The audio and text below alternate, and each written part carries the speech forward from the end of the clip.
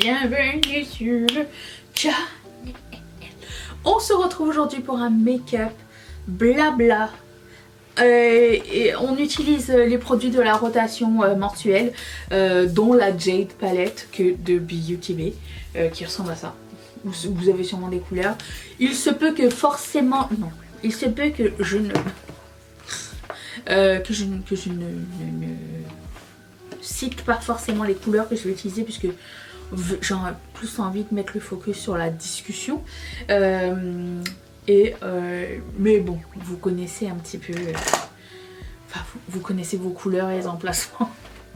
J'ai bien confiance. Si vous avez des questions, je vous invite à les mettre en commentaire.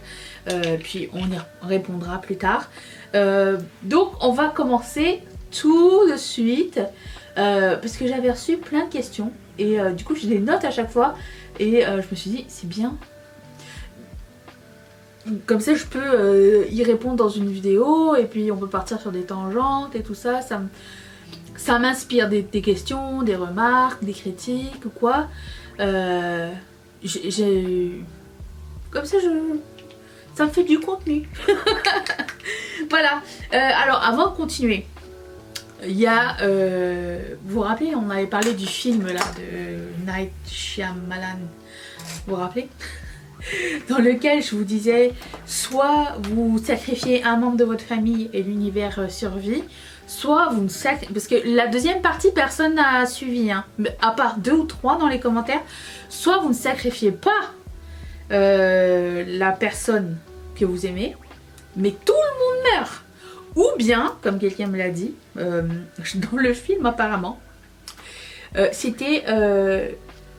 si vous ne sacrifiez pas la personne, vous allez être genre juste votre famille de vivants. Je continue avec cette histoire. De vivants, tout le reste de l'humanité aura péri avec ce tsunami là géant. Mais vous avez la responsabilité. Là c'est encore plus dérangeant, j'ai envie de vous dire. Vous avez la responsabilité de rebâtir l'humanité avec votre enfant. Ce qui implique à un moment donné que si vous voulez qu'il y ait des gens sur cette terre, il faut les reproduire, vous voyez ce que je veux dire? Vous voyez où je m'en viens avec cette histoire? Voilà. Donc c'était le petit truc que personne n'avait suivi, c'était que soit vous mourrez tout seul, enfin vous sacrifiez une seule personne et tout le monde survit, soit vous sacrifiez personne et personne ne survit. C'est gay, je sais, ça commence très bien. Bref, c'est là que nous en étions. Je continue. Je change de sujet et je passe au sujet genre les questions que j'ai reçues. Alors, j'ai un petit cahier à côté de moi. FAQ, c'est nommé dans le titre. Quelqu'un m'a demandé, est-ce que tu peux nous expliquer un petit peu comment fonctionne la pub sur YouTube, genre comment on est rémunéré par la pub de YouTube. Alors, je vais vous dire personnellement, c'est pas mon domaine d'expertise et en fait à chaque fois que j'apprends des nouvelles à ce sujet, j'oublie un peu. Je ne suis pas la personne qui retient bien les chiffres et qui retient bien ce genre de principe. Mais en gros, la règle générale, c'est que lorsque vous regardez une publicité... Non. Oui. Lorsque vous regardez une publicité, le temps que vous y allouez, on est payé... C'est pas du tout comme ça que c'est expliqué. Non. On est payé par impression publicitaire. Voilà, déjà, premièrement, c'est ça. Impression publicitaire, c'est la personne qui est restée sur la publicité. Ça compte pour une impression.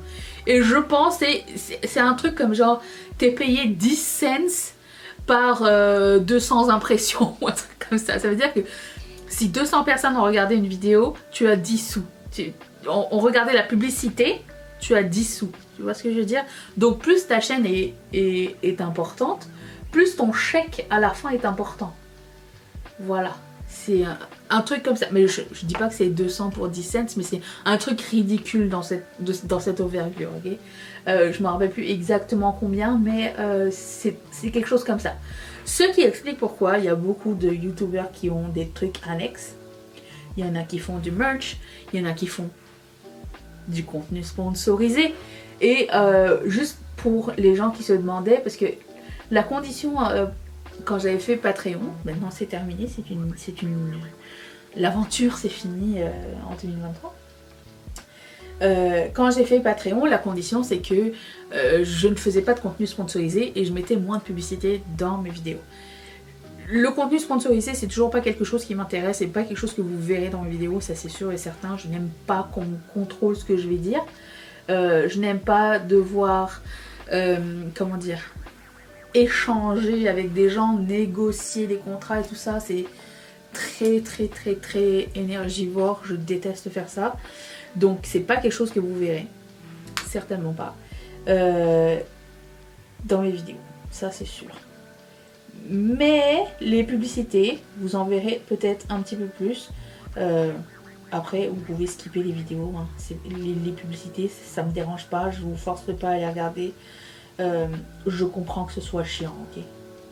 Donc, sentez-vous bien à l'aise. Et si une publicité ne vous plaît pas, skippez-la. Si vous voulez pas rester après la publicité, je ne peux pas forcer les gens à rester ici, hein, vous voyez. Donc je comprendrai, c'est pas grave. Voilà.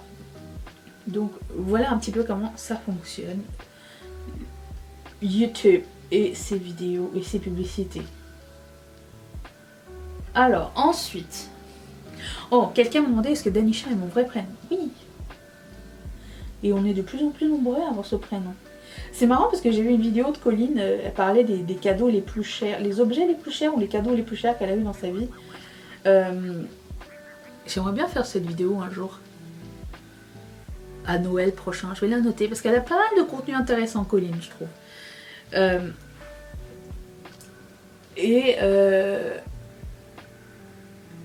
Elle parlait dans cette vidéo qu'un jour, quelqu'un, parce qu'elle aussi elle a un nom assez atypique, enfin, tout du moins pour l'époque où elle a eu son prénom. Elle racontait qu'un jour, un de ses amis lui a offert un tampon encreur avec son nom qu'il a trouvé en brocante, qu'un prof d'école fabriquait artisanalement. Et ça l'avait vraiment beaucoup touché. Moi, je sais pas si vous le saviez, mais j'ai chez moi un petit écriteau en bois avec mon prénom dessus depuis que j'ai moins de 10 ans. Où est-ce qu'il est? Il est toujours quelque part dans ma pièce. Alors, j'ai déménagé. Oh, je ne sais pas. Alors, il faut que vous sachiez que depuis que je suis petite, on a changé d'école déjà tous les 2 ans, depuis ma naissance. Et d'appartement très souvent. Donc, il a vécu tous ces déménagements-là. Il est toujours avec moi. Il y a des choses comme ça qui me quittent pas. Je sais pas où je les fous, mais je sais qu'elles sont avec moi. Je les jetterai pas. Et c'est le premier truc avec mon prénom que j'ai eu. Et je l'ai gardé. Et j'aime beaucoup les choses avec mon prénom. J'en ai pas beaucoup. Je m'étais fait faire un collier sur Etsy, puis il a oxydé genre en 2-2, donc il est plus. Tant pis, j'en ferai un vrai un jour. Mais c'est pas le genre de truc que je mets tout le temps les colliers. Donc je me dis est-ce que ça vaut vraiment la peine? We'll see in the future. Voilà, donc oui, c'est bien mon prénom. Et quelle est ma religion? Alors, je suis baptisée musulmane. C'est toujours un petit peu tricky à raconter. Hein. Je ne pratique plus cette religion. Je respecte les gens qui le font. Autour de moi, il y a beaucoup de gens qui continuent. Hein. Je ne suis pas une exception à la règle. Et il y a beaucoup de gens qui ont arrêté aussi, mais c'est pas quelque chose que... c'est pas quelque chose qui me manque vraiment. Les seules fois où je vais à la mosquée, c'est pour les enterrements ou les baptêmes. Sachant que le dernier baptême où j'ai été, c'était à mon neveu, il a 15 ans. Et le dernier enterrement, c'était celui de mon grand-père. C'est tout ce que j'ai à dire dessus. Est-ce que je voyage seule parfois? Alors, ça doit être quelqu'un de nouveau qui m'a posé cette question, parce que oui, effectivement, j'ai déjà fait quelques voyages toute seule. Là, vous touchez au sujet qui me font un petit peu vibrer, vous voyez. Voyager seule, c'est une passion. J'adore ça, voyager toute seule. C'est comme... c'est planifier tes vacances de rêve sans te dire est-ce que machin va être là, est-ce que ça t'intéresse de faire ci ou quoi. Non, tu fais ce que tu veux. Tu pars quand tu veux, avec les moyens que tu as. Si tu voyages avec quelqu'un qui a plus de moyens que toi, qui n'aime pas les trucs que tu prends parce que c'est pas assez confortable et vice versa, c'est compliqué. Du coup, moi je préfère ne pas avoir imposé ce style de questions dans la vie. Donc, j'aime beaucoup voyager seule, j'aime organiser mes propres voyages.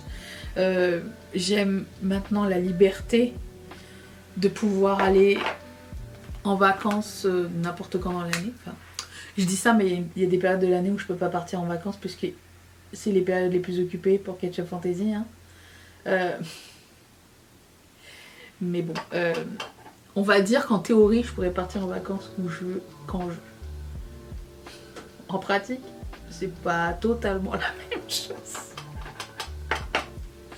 Mais partir en voyage seul, c'est une passion. Et je pars en voyage seul cette année aussi. Donc on va partager ça ensemble. J'ai hâte. Très très hâte. Alors, c'est des questions un petit peu dans tous les sens. Est-ce qu'il faut mettre de la crème solaire tout le temps, même l'hiver, même quand on sort pas de chez nous? Oui, il faut mettre de la crème solaire tout le temps, même l'hiver, même quand on sort pas de chez nous. C'est super important. Si seulement vous voulez préserver votre peau ou éviter les taches pigmentaires ou quoi, c'est important. Si après vous vous en foutez, moi par exemple, ma soeur, ma mère s'en fout quoi. Je veux dire, je prends toujours elle comme exemple parce que c'est les connexions directes, mais je veux dire, elles en ont rien à ficher de mettre de la crème solaire. C'est moi qui suis toujours en train de leur dire vous avez mis de la crème solaire? Et après ça, j'ai 14 000 coups de soleil parce que ma peau ne supporte pas le soleil. Enfin, ne supporte pas. Ma peau est un peu... J'ai une peau de rond, ok. Elle est un peu capricieuse, donc... c'est les aléas. Mais il faut, premièrement, au Canada, l'hiver, il y a du soleil. Disons que les journées ensoleillées sont plus fréquentes que les journées grises au Canada, toute l'année. Et l'hiver, quand le soleil tape sur la neige, la réflexion, tout ça, ben, ça te tape dans la gueule. Donc, c'est encore pire. Mais, en plus de ça, même si tu travailles dans l'intérieur, les rayons passent au travers. Et même quand il fait nuageux, les rayons passent au travers. C'est pas parce qu'il pleut ou qu'il fait moche qu'il n'y a pas d'UV. Et ça, c'est important de se le dire. Alors, et ceux qui m'ont dit, parce qu'il y avait une conversation sur IAT Makeup, ceux qui ont dit, ben c'est pas grave, je mets du fond de teint avec du SPF ou ma crème hydratante a du SPF, regardez bien sur la boîte, faites bien vos recherches parce que il faut 1 gramme de crème. 1 gramme de crème pour que le FPS fasse une... Je sais pas grand chose du skincare, mais ça je connais. Pour que les FPS... FPS ou SPF, je sais plus. SPF, on peut dire les deux, je ne sais plus. Fasse son effet. Donc 1 gramme de fond de teint, c'est énormément. C'est énorme. C'est disons 3-4 couches. Donc ça ne suffit pas. Hélas, je préfère vous le dire. Voilà. Donc crème solaire hyper important toute l'année. Je vous commande. J'aimerais que ce soit votre résolution de cette année. Mettre de la crème solaire tous les jours. Je pense que c'est pas trop demandé et que tout le monde est capable de le faire. Mettez-le sur votre table, alignez votre routine soins et à la fin de vos soins, mettez une crème solaire. Et là vous dites ah ouais, c'est vrai, ne pas oublier la crème solaire. Voilà. C'est le mot self-care. Quelqu'un m'a dit quelle est la référence de ta couleur de cheveux? C'est gentil, mais mes cheveux n'ont pas vu de teinture depuis combien longtemps? Ce sont mes cheveux naturels, donc j'ai pas de référence. Et je n'aime pas me teindre les cheveux, je suis un peu trop feignasse pour ça, je ne supporte pas ça. C'est chiant, c'est chimique, après faut refaire, ça abîme. J'ai jamais vraiment vu, enfin, je trouve que c'est beau chez les autres, mais moi, je sais pas cette discipline d'aller chez le coiffeur et faire les choses bien. J'aime pas aller chez le coiffeur, vous le savez, si vous êtes là depuis longtemps, je vous l'apprends si vous n'êtes pas. Mais aller chez le coiffeur, pour moi, c'est une angoisse, j'aime pas, c'est long. C'est trop long pour ce que c'est, voilà. Donc, je n'ai pas de couleur de cheveux, d'ailleurs, vous allez voir des cheveux gris se pointer ça et là. Je suis dans ma transformation unicorn, cheveux argentés. Donc, un jour, vous verrez que mes cheveux auront changé complètement. Alors par rapport à ma mère et à ma soeur, mes cheveux ne grisent pas vite. Mais moi j'ai pas eu d'enfant et j'en aurai pas, donc j'ai l'impression que ça joue. Vous pensez pas? Je sais pas, j'ai l'impression. Mais non, pas de couleur de cheveux particulière. Qui me parle? Mes copines. Le groupe merveille du monde. Ensuite, où trouves-tu tes soutiens-gorge sans bretelles? Comme par exemple, là j'ai mis un soutien-gorge sans bretelles. Je l'ai acheté il y a très longtemps, très cher, je pense que j'ai payé 50 balles. 50 ou 75, je me rappelle plus. Je l'avais acheté chez Additionnel, qui est un magasin canadien, qui n'existe plus. Mais, en préparation à cette question, j'ai regardé parce que je me suis dit, mais comment je vais faire le jour où lui il va me lâcher, genre. Et ben j'ai vu sur Amazon qu'il y en a pas mal. Donc si jamais quelqu'un se demande, c'est des bandes assez grandes dans le dos. Puis en ce qui concerne la... comment dire, le maintien. C'est pas le maintien d'un soutien-gorge avec des bretelles, on est d'accord. Hein. Mais c'est suffisant, je trouve. Et aussi, je dois vous dire que j'ai l'impression qu'on est en train de normaliser le saggy boobs. Et j'en suis très contente. Tu sais, les seins tombants. Je sais pas si vous avez remarqué, hein, mais de plus en plus dans les médias, on en voit, genre dans les films, dans les téléréalités, sur Instagram. Et ça me conforte en fait. Parce que moi, j'ai grandi avec... je sais pas si vous avez connu ça. Sûrement, vous avez connu ce mythe qu'il fallait mettre un crayon sous ses seins pour savoir s'ils étaient assez haut perché. Et si le crayon... il fallait pas qu'il tienne en fait. Si le crayon est resté coincé, ça veut dire que tes seins étaient tombants et du coup c'était la honte. Vous avez connu ça? Ça m'a traumatisée. Et du coup, j'en ai parlé avec Mathieu. Il me dit c'est quoi ce mythe? Je dis c'est pas un mythe, c'est vrai. Donc à l'adolescent, on est vraiment cruel entre nous. Hein. On apprend à ne pas aimer notre corps ni à aimer les autres. Voilà. Donc vous avez vu comme maintenant c'est plus trop foncé. Ça devrait être ma couleur normale ça. Bref, ça. Alors ça c'est pas une question mais je l'ai noté parce que je voulais vous en parler. On a enfin fini Walking Dead. Et je dois vous dire que je suis très heureuse parce qu'on s'est jamais fait spoiler la fin avec Mathieu. Donc voilà, j'ai fini les 11 saisons avec Mathieu. La saison 11 était très bonne. Si au moins ça avait été Constance, cette série. Il y a des saisons, tu te dis mais ils se foutent de notre gueule. Tu sais quand ils parlent d'une situation X que personne n'a demandé, genre d'informations à ce sujet là. Bon, ben ça aurait pu être évité. Mais j'ai bien aimé la fin. Il n'y a pas assez de morts selon moi. Vous le savez peut-être, mais je suis la personne qui aime les films qui finissent mal. Les choses qui finissent mal. Il y en a, mais il n'y a pas tout le monde. Donc, en plus de ça, bon, vous avez peut-être déjà vu la fin. Ça fait combien de temps que c'est fini? 1 an? 2? Je sais plus. Ça laisse une porte ouverte à autre chose. Donc, est-ce qu'on va avoir des réponses satisfaisantes? Est-ce que je vais regarder la suite? Parce que c'est la fin de Walking Dead, mais en tant que franchise, mais pas la fin de Walking Dead en tant que la fin des personnages, tous les personnages en fait. Voilà. J'ai hâte de savoir ce que vous en avez pensé si vous avez vu. Mais pour une fois, vous savez, d'habitude quand on finit une série, on s'attache au personnage puis on est triste, tu vois. C'est comme se séparer des gens et des copains. Tu sais, rappelez quand on avait fini Sense8, je repensais à cette série il y a pas longtemps.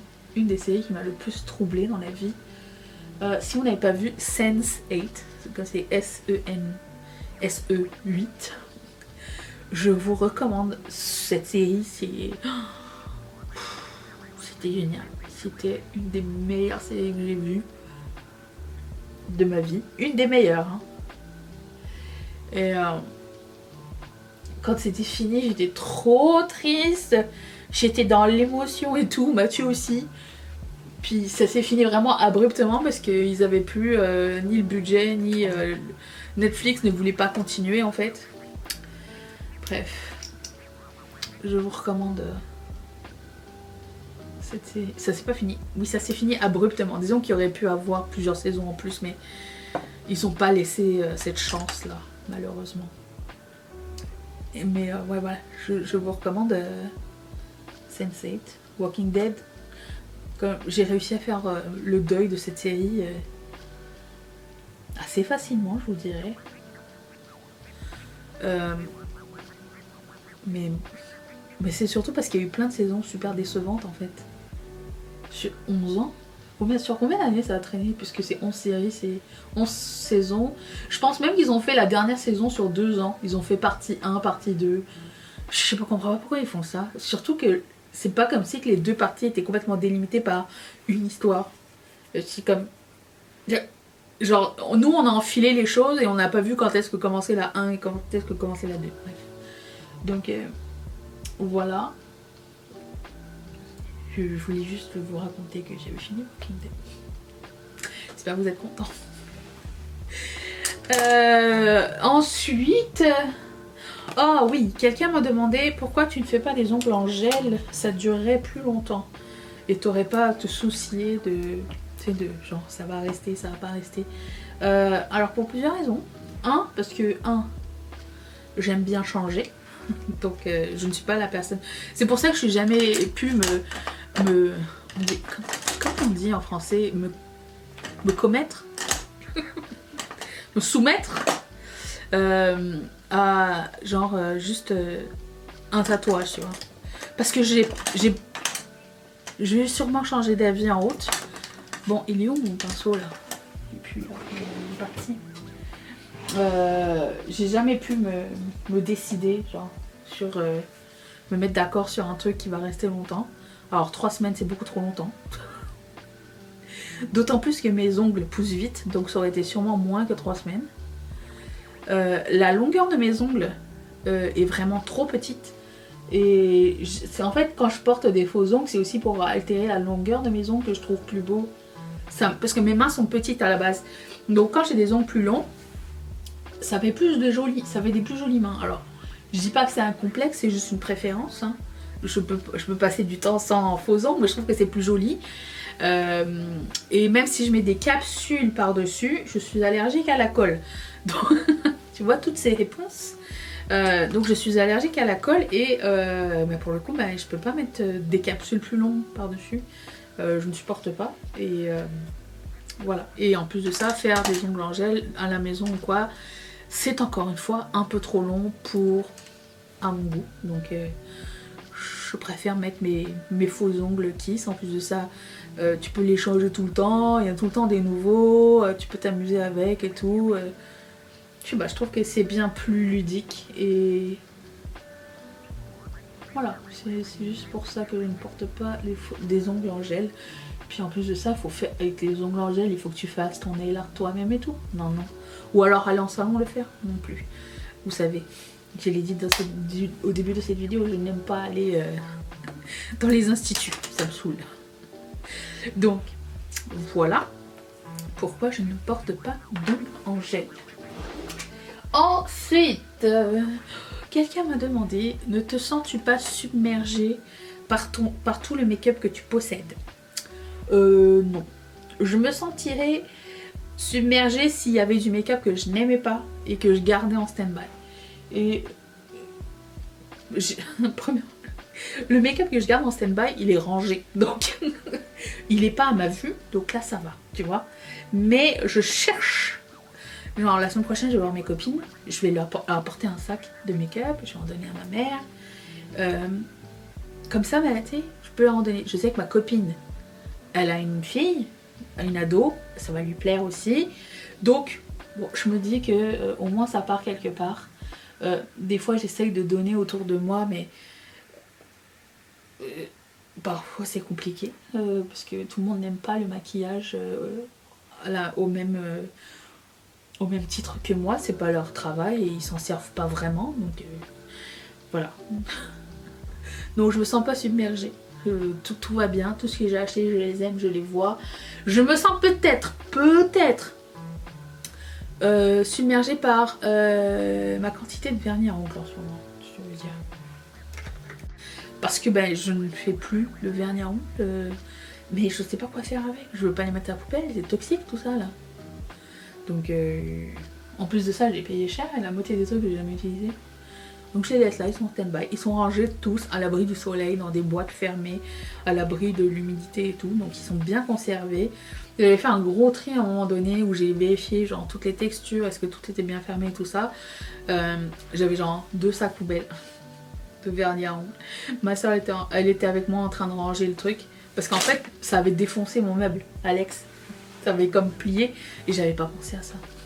Et ça avait plié mon meuble et